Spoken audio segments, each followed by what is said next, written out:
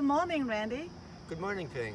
This is pretty late for you. It's 9 o'clock on Saturday morning. I know you come here like most of the days like at 5:30. Well, I do come down several times a week at 5:30 in the morning. It's a nice time to row. The sun's just coming up, Right. although now the sun's not coming up until I'm about done. Right, But in the summer it's really nice. right, But weekends are nice because I can go farther. right, I went down almost to the dam and up past the university. right, Had a nice time, and it's beautiful water out today. right. This is It's a your nice boat, spot huh? to row because you can row a long ways without turning around a lot. I know.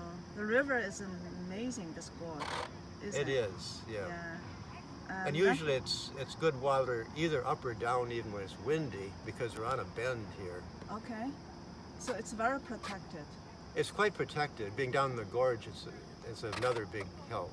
Right. So we You can have a 40-mile-an-hour wind from the west and the water's flat down here. Wow. So we're very blessed.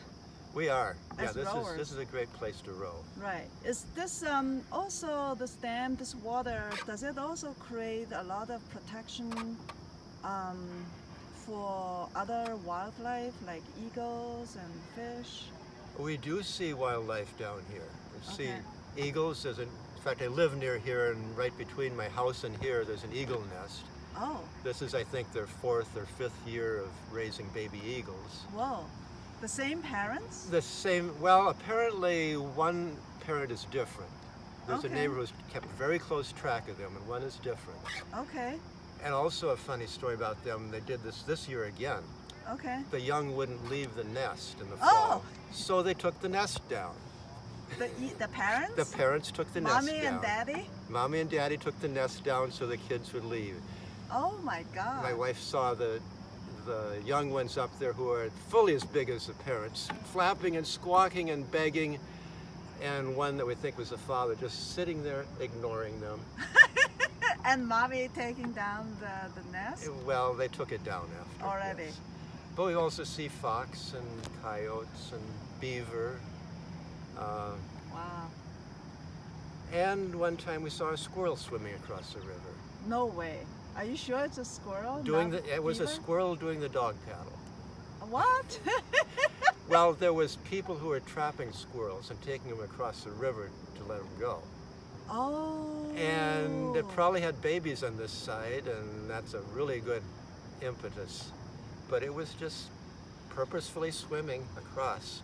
To go to their babies, huh? Probably, yes. That's amazing. The mother's love. Yeah. Right. So what is And- your love for the river? You've been rowing for, Oh, well, over 40 years. okay, Since 1971, I rowed a little bit, and then 72 and on, okay, I've been rowing. okay. So what is your love for this river and for this sport?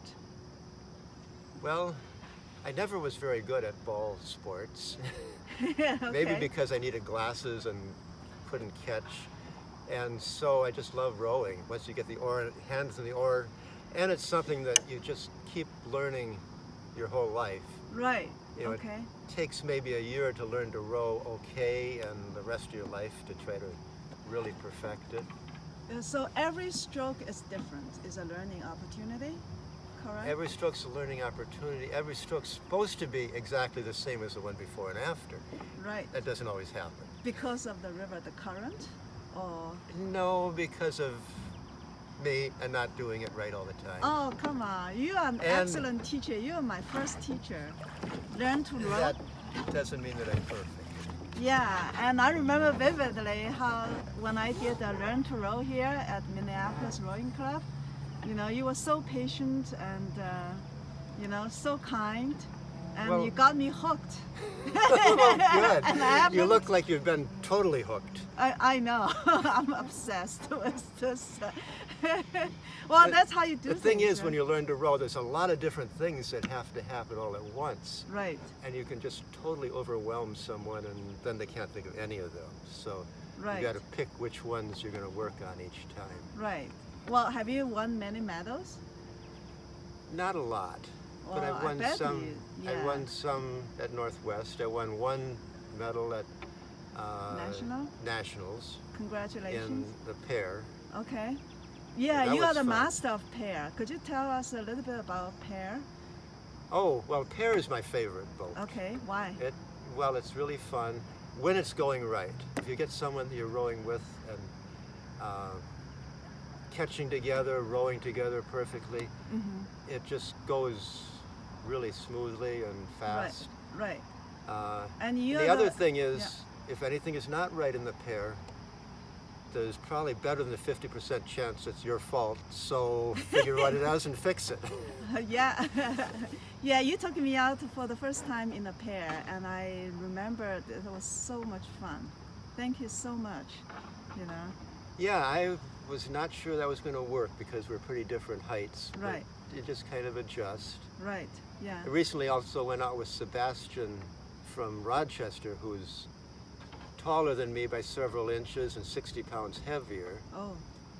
But he was happy to, as he said, have someone his own size to row with.